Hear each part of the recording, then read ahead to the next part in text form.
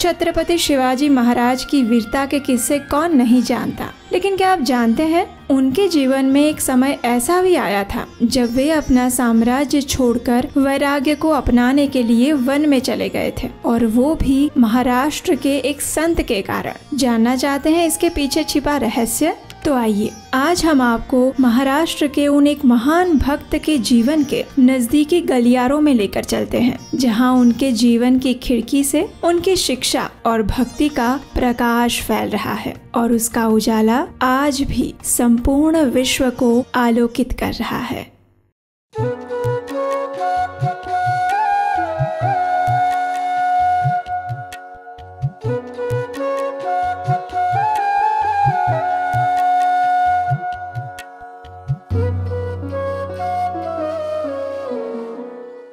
हरे कृष्ण। आलिंगने घडे मोक्ष सायुज्यता जोडे, ऐसा संताचा महिमा झाली बोलायाची सीमा। तीर्थे पर्व काळ अवधी पाया पे सकळ, तुका मरणे देवा त्याची केली पावे सेवा। अर्थात सायुज्य मोक्ष संतों के आलिंगन और सानिध्य से प्राप्त होता है। ऐसे संतों के सानिध्य की महिमा का वर्णन करने के लिए शब्द अपर्याप्त हैं। सभी तीर्थ और त्योहार संतों के चरणों में एकजुट होते हैं। इसीलिए तुकाराम महाराज कहते हैं कि संतों की सेवा करनी चाहिए। हमारे भारत के इतिहास में छिपे हैं अनेक भक्त रत्न, और उन्हीं के प्रेरणादायी जीवन चरित्र की एक अनोखी श्रृंखला हम लेकर आए हैं, जिसका नाम है भक्त दर्शन। तो आइए इसी श्रृंखला की अगली कड़ी में आज हम आपको मिलवाते हैं महाराष्ट्र के एक महान भक्त संत तुकाराम जी से। तुकाराम, जिनकी भक्ति की सुगंध ने समस्त महाराष्ट्र को महकाया, जिनके भजनों की धुनों ने हर दिल को स्पंदित किया। तुकाराम एक ऐसा नाम जिसने भक्ति की परिभाषा को एक नया आयाम दिया, और जिनके अभंग की रचनाओं ने मराठी भक्ति साहित्य की नींव रखी। उनके हर शब्द में भगवान विट्ठल के प्रति असीम प्रेम छलकता था। उनकी हर सांस में भक्ति की महिमा गूंजती थी। सादगी, विनम्रता और शुद्ध भक्ति का संगम वहीं हुआ था जहां संत तुकाराम का जन्म हुआ था। चलिए आज फिर एक बार हम उनके जीवन की उन क्षणों को फिर से जीते हैं, उनके पदों की मिठास को अपने मन में बसाते हैं और हृदय से उनकी प्रत्यक्ष उपस्थिति का अनुभव करते हैं।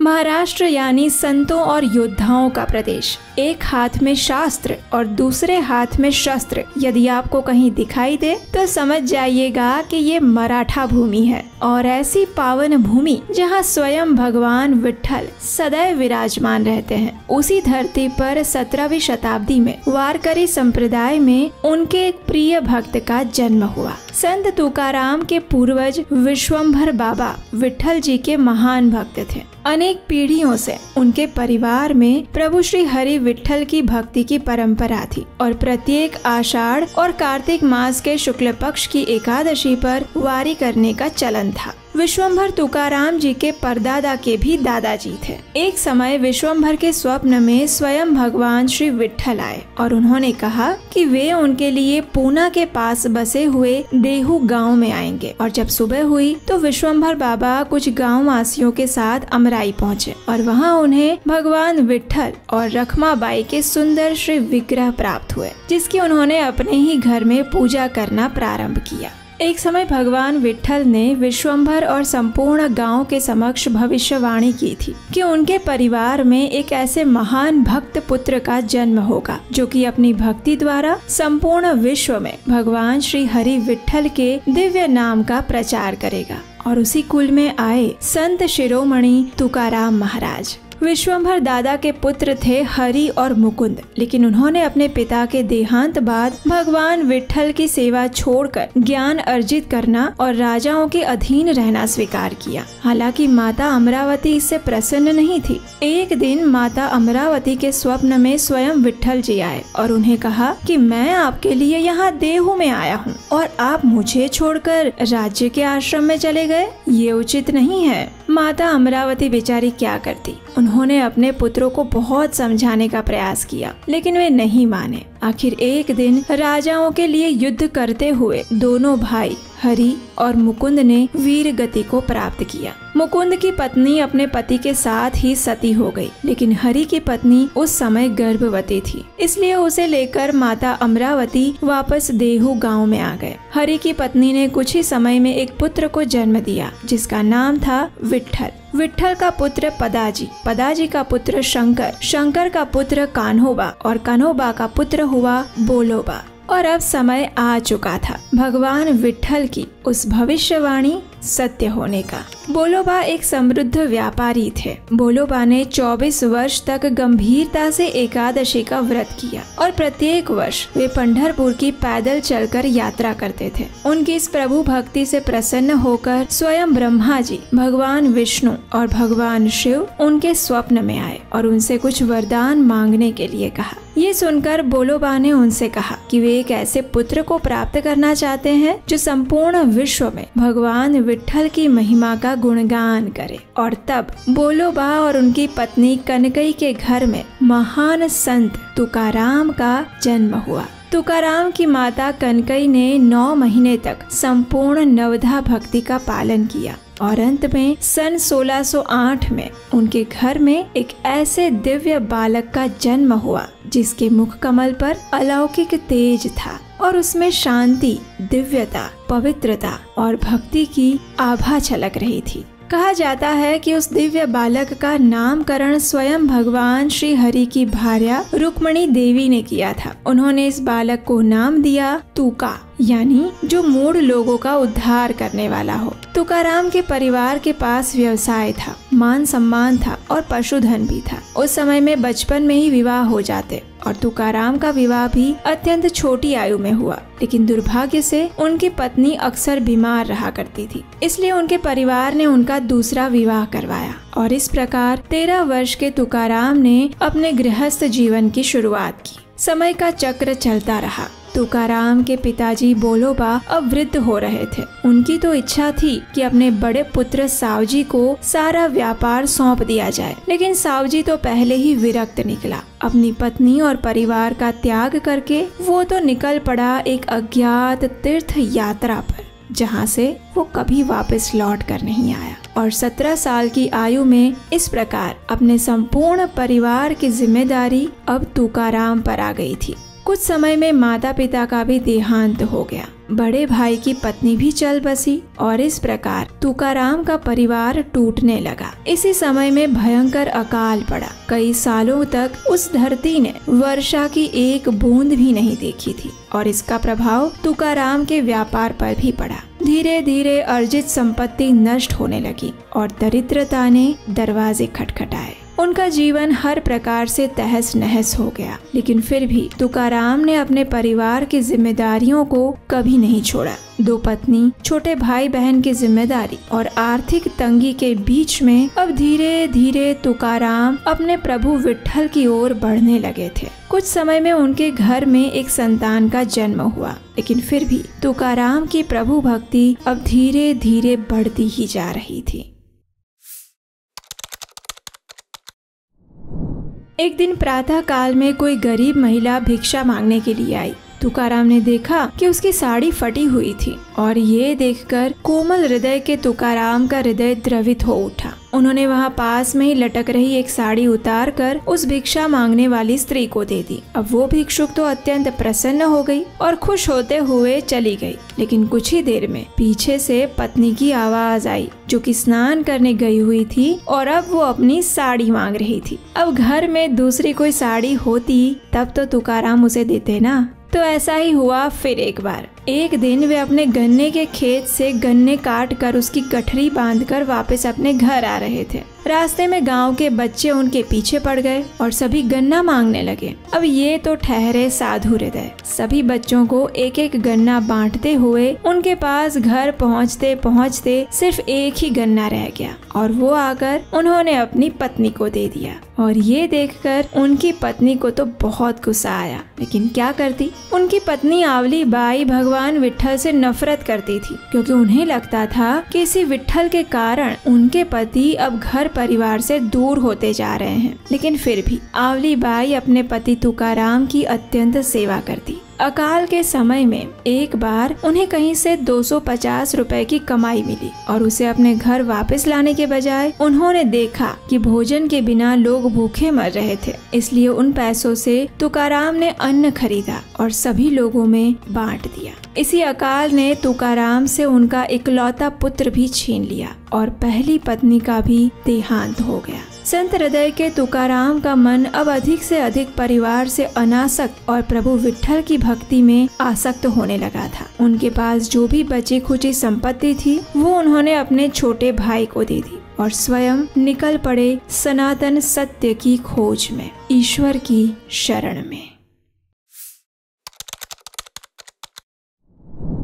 संत तुकाराम परिवार में रहते हुए भी दुनियादारी से बिल्कुल अनासक्त थे और अब वे अपना अधिकतर समय पास में ही बसी भागनाथ की पहाड़ियों पर बिताने लगे थे। वे अपने प्रभु भक्ति में लीन रहते और विट्ठल जी के गुणगान में अनेक अभंग पदों की रचनाएं करते। हरि भजन और कीर्तन के साथ वे ज्ञानेश्वरी और एकनाथी भागवतम का पाठ करते। अब उनकी प्रसिद्धि दिन प्रतिदिन बढ़ती जा रही थी और ऐसे में उनसे द्वेष करने वाले शत्रु की संख्या भी। तुकाराम की भक्ति निष्ठा और प्रसिद्धि रामेश्वर भट्ट नाम के एक ब्राह्मण पंडित से सहन नहीं हुई। उसने उस समय के राजकीय अधिकारियों के पास जाकर तुकाराम को देश निकाला देने के लिए कहा। रामेश्वर पंडित ने कहा, अरे ये तो एक शूद्र है, उसके मुख से वेदवाणी कैसे निकल सकती है? ये अवश्य ही कोई ढोंगी है, पाखंडी है। इसके मुख से शास्त्रों की वाणी सुनना अधर्म है। किसने तुम्हें ये अधिकार दिया कि तुम वेदों और शास्त्रों का अध्ययन करो, उनकी रचना करो?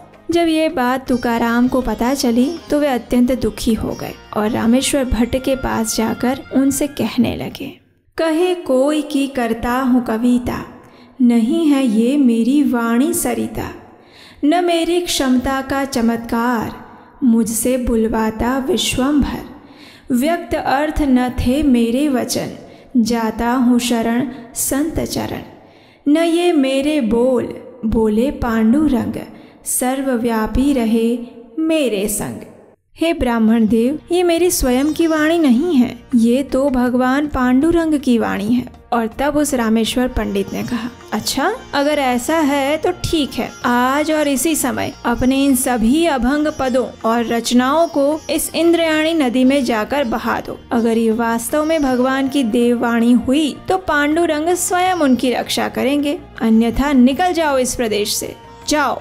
अब रामेश्वर पंडित ने गांव वासियों को भी संत तुकाराम के विषय में उल्टी सीधी बातें कहकर भड़काना शुरू किया। आसपास के लोग इकट्ठा हो गए और सभी के चेहरे पर तुकाराम महाराज के लिए प्रश्नार्थ चिन्ह था। ये सब देखकर तुकाराम महाराज के तो मानो प्राण ही निकल रहे थे। आखिर भगवान के गुणगान से युक्त और उनके द्वारा रचित अभंग पद ही तो उनकी एकमात्र संपत्ति थी, उसे वे कैसे नदी में बहा सकते थे? लेकिन फिर भी भारी मन के साथ उन्होंने अपने सारे अभंग पदों को एक कपड़े में लपेटकर पत्थर से बांधकर इंद्रायणी नदी में बहा दिए। अब उनका मन टूट चुका था। एक लेखक और साहित्यकार के लिए अपनी कृति को खो देना, इससे बड़ा सदमा कोई नहीं हो सकता। और ये तो फिर भी भगवान की भक्ति और ज्ञान को दर्शाने वाले अभंग की अमूल्य संपत्ति थी। इसे स्वयं अपने ही हाथों से नदी में बहा देना, इससे बड़ा दुर्भाग्य क्या हो सकता है। अपने संताप को अपने मन में ही समेटकर अब तुकाराम बैठ गए अनशन पर,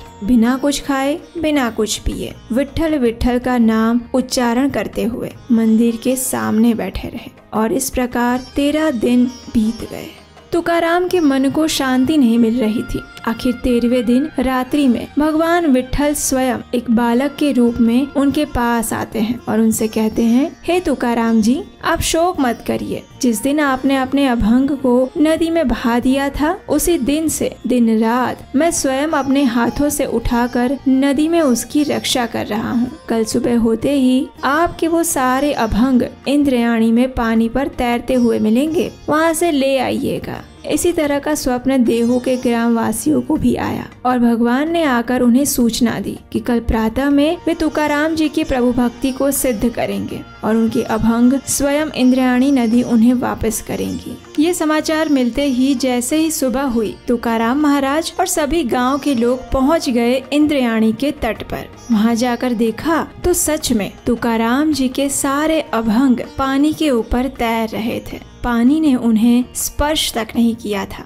वे सारे सुरक्षित थे। ये देखकर तुकाराम जी की आंखों से अश्रु की वर्षा होने लगी। वे अपने पांडुरंग को पुकारते हुए, अपने अभंग पदों को आलिंगन करते हुए इंद्रायणी के तट पर ही बैठ गए। गांव वालों ने भी तुकाराम महाराज की जय जयकार की। चारों ओर ये बात फैल गई कि तुकाराम जी की भक्ति निष्ठा को स्वयं भगवान ने आकर सिद्ध किया है। लेकिन उस रामेश्वर शास्त्री का क्या हुआ? आपको क्या लगता है? अपने शुद्ध भक्तों को परेशान करने वाले को क्या भगवान ऐसे ही छोड़ देंगे? नहीं। एक दिन जब रामेश्वर पंडित नदी में स्नान करने गए हुए थे, तो उस समय स्नान के बाद अचानक ही उनके शरीर में जलन होने लगी। ऐसी जलन जिसे सहन कर पाना असंभव था। वे समझ नहीं पा रहे थे कि आखिर ये क्या हो रहा है। अपने शरीर के इस दाह से पीड़ित रामेश्वर भट्ट इधर उधर भागते रहे। अपने शरीर के ताप को शीतलता देने के औषध उपचार ढूंढते रहे। आखिर उस रात्रि में भगवान विट्ठल उनके स्वप्न में आए और डांटते हुए उन्हें कहा, अरे मूर्ख ब्राह्मण, तूने मेरे शुद्ध भक्त का अपमान किया है, लोगों के समक्ष उसका उपहास उड़ाया है। तेरे मन में तुकाराम के प्रति जो द्वेष की आग थी, वही अब तेरे शरीर को संताप पहुंचा रही है, और वो तभी मिटेगी जब तू उसके पास जाकर क्षमा मांगेगा। इतना कहकर भगवान अदृश्य हो गए और रामेश्वर भट्ट को समझ आ गया कि उसने एक सच्चे भक्त के प्रति बहुत बड़ा अपराध किया है। जब ये बात तुकाराम महाराज को पता चली तो उन्होंने एक अभंग की रचना लिखकर रामेश्वर भट्ट के पास भिजवाई, जिसमें लिखा था, चित्त अगर हो पवित्र, शत्रु भी बन जाते मित्र, खाते नहीं व्याघ्र, दुख न देते सर्प, प्राप्त होता सुख फल, अग्नि भी बने शीतल। जैसे ही रामेश्वर भट्ट ने ये अभंग पढ़ा तो उनके शरीर का सारा संताप मिट गया, उनके शरीर को शीतलता मिली और उसी क्षण जाकर वे तुकाराम जी की शरण में चले गए, उनसे क्षमा याचना मांगने के लिए और उनके शिष्य बनने के लिए। अब तुकाराम की ख्याति पूरे देश में फैलने लगी थी। आसपास से हजारों लोग उनके भजन कीर्तन सुनने लोग गांव आया करते थे। वे वेदों और पुराणों के बड़े बड़े उपदेश अत्यंत सरल लोकवाणी में ही दे देते थे और इसके साथ साथ लोगों को भगवान की भक्ति करने की शिक्षा भी देते। उनकी गिरा मधुर, सरल, आकर्षक और हृदय को छूने वाली थी। जब छत्रपति शिवाजी महाराज को तुकाराम के बारे में पता चला तो उन्होंने बड़े ही आदर के साथ कुछ धन संपत्ति, जवाहरात और पशुधन तुकाराम महाराज को भेजा। ये सब देखकर तुकाराम ने बड़ी ही विनम्रता के साथ शिवाजी महाराज को ये सारी संपत्ति लौटा दी और उन्हें एक अभंग लिखकर भेजा, जिसमें लिखा था कि हम उन चीजों का क्या करेंगे जिसकी हमें आवश्यकता ही नहीं है। हे महाराज, कृपया मुझे इनमें मत फंसाइए। तुकाराम की ये सरलता और निर्लोभ अवस्था देखकर शिवाजी महाराज अत्यंत प्रसन्न हुए। कुछ ही दिनों में वे स्वयं संत तुकाराम के दर्शन करने के लिए उनके पास आए। अपने साथ फिर एक बार वे वही सारी धन संपत्ति लेकर आए थे, लेकिन इस बार भी तुकाराम ने बड़ी ही विनम्रता से उसे लेने से इनकार कर दिया। उन्होंने कहा, चींटी और राव हमें समान जीव, मिट्टी और कंचन हमारे लिए एक समान। तुकाराम की प्रभु भक्ति और वैराग्य देखकर शिवाजी महाराज अत्यंत प्रभावित हुए। अब वे अक्सर अपना वेश परिवर्तन करके छिपकर उनके भजन कीर्तन सुनने के लिए आया करते थे। एक बार मुगल सेना को इस बात का पता चला तो वे शिवाजी महाराज को पकड़ने के लिए तुकाराम जी के भजन में आ पहुंची। अब शिवाजी महाराज को तो इस बात का कोई अंदाजा नहीं था। वे तो अपना वेश बदलकर शांति से तुकाराम के भजन सुन रहे थे और उसमें लीन हो गए थे। उतने में भगवान स्वयं आए शिवाजी महाराज का वेश बनाकर और मुगल सेना के सामने से निकलने लगे। ये देखकर मुगल सैनिक उनका पीछा करने लगे और शिवाजी महाराज के वेश में आए हुए भगवान उन सैनिकों को भ्रमित करते हुए घने जंगल में ले गए और उन्हें मार्ग भटका दिया। जब शिवाजी महाराज को इस बात का पता चला तो तुकाराम जी के प्रति उनकी साधु निष्ठा और भगवान के प्रति उनकी आसक्ति अत्यंत दृढ़ हो गए और उसी दिन उनके मन में वैराग्य उत्पन्न हो गया। उन्होंने तय किया कि अब वे अपनी राज सत्ता छोड़कर प्रभु भक्ति में ही अपना शेष जीवन व्यतीत करेंगे। ये निर्णय करके एक दिन वे सब कुछ छोड़कर अकेले ही जंगल में चले गए। ये बात जब उनकी माता जीजाबाई को पता चली तो वे अत्यंत दुखी हो गई। उन्होंने स्वयं तुकाराम जी के पास आकर उनसे प्रार्थना की कि शिवाजी एक राजा है, उनके ऊपर संपूर्ण प्रजा आश्रित है, उनके लिए इस समय वैराग्य का मार्ग स्वीकार करना कदापि उचित नहीं है, इसलिए आप उन्हें समझाइए। जीजाबाई की बात को तुकाराम ने स्वीकार किया और फिर एक दिन जब शिवाजी महाराज उनके भजन सुनने आए तो तुकाराम ने उन्हें उन भजनों में क्षात्र धर्म की बात छेड़ी। उन्होंने उपदेश दिया कि जब युद्ध होता है तो क्षत्रिय का यही धर्म है कि वे आगे रहकर प्रजा की सुरक्षा करें। तुकाराम महाराज जी की बात सुनकर शिवाजी महाराज को अपनी कर्तव्य निष्ठा पुनः याद आ गई और उन्होंने फिर एक बार अपना राज्य संभाला और अपने कर्तव्य पथ पर आगे बढ़े। संत तुकाराम भक्ति की श्रेष्ठ परिभाषा थी। उनकी प्रभु निष्ठा इतनी दृढ़ थी कि उसके सामने कोई भी वेद पुराण के प्रकांड पंडित खड़े नहीं रह पाते थे। तुकाराम जी प्रत्येक पूर्णिमा पर पंढरपुर की यात्रा करते थे, लेकिन इस साल भारी वर्षा हो रही थी। चंद्रभागा नदी में भयानक बाढ़ आई हुई थी और उस पार जाना असंभव था। इसलिए इस किनारे पर बैठकर उन्होंने अपने भगवान को आवाज लगाई। पावस पडला कीचड़ झाला, नदियाला भरपूर बाबा, इठेय पंढरपुर बाबा, इठेय पंढरपुर। और सच में भगवान आ गए। एक दिन उन्हें इस बात का एहसास हुआ कि अब उनका जाने का समय निकट आ चुका है, इसलिए वे बिना किसी को बताए निकल पड़े। रास्ते में किसी ने उनसे पूछा कि महाराज जी कहाँ जा रहे हैं? तो उन्होंने जानते हैं क्या कहा? उन्होंने कहा अपने धाम में वापस जा रहा हूँ। और वो दिन था सन 1649 फाल्गुन मास के कृष्ण पक्ष की प्रतिपदा तिथि, जब उन्होंने हरिनाम की एक ऐसी धुन छेड़ी जो अभी तक किसी ने नहीं सुनी थी। उस रात्रि में प्रभु को याद करते करते उन्होंने अपना देह त्याग दिया।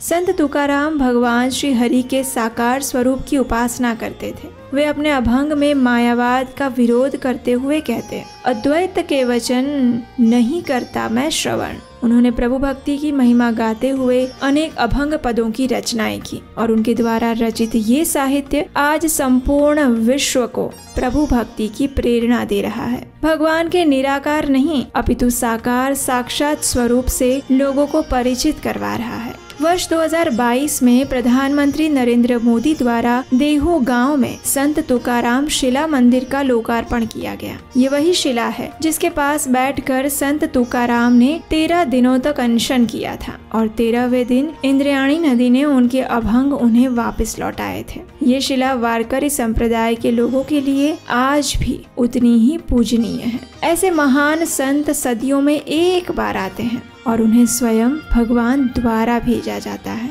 जो स्वयं भगवान के सेवक और पार्षद होते हैं और जो भगवान के नाम का प्रचार संपूर्ण विश्व में करते हैं। उनके जीवन चरित्र की गाथा सुनकर हम भी धन्य हो जाते हैं। हमारे द्वारा किया जा रहा ये एक विनम्र प्रयास है कि हम अपने महान गौरवशाली संत और भक्तों की परंपरा को उजागर करें और इस कार्य में हमें आपके सहयोग की आवश्यकता है। इन वीडियोस को बनाने के लिए हमारी टीम को समय, शक्ति और संसाधन की आवश्यकता पड़ती है। इसलिए अगर आप हमारे प्रयासों की सराहना करते हैं तो स्क्रीन पर दिए गए नंबर पर अपनी इच्छा अनुसार हमें आर्थिक सहाय भेज सकते हैं। और अगर ये आपके लिए संभव नहीं है तो कम से कम हमारे लिए प्रार्थना जरूर करिएगा कि इस श्रृंखला को हम निरंतर रूप से आगे बढ़ा सकें और भक्तों की महिमा को जन जन तक पहुंचा सकें। और हाँ, अगर अभी तक नहीं किया है तो आपके अपने इस चैनल को सब्सक्राइब जरूर कर लीजिएगा और संत तुकाराम की इस कथा को अभी अपने व्हाट्सएप में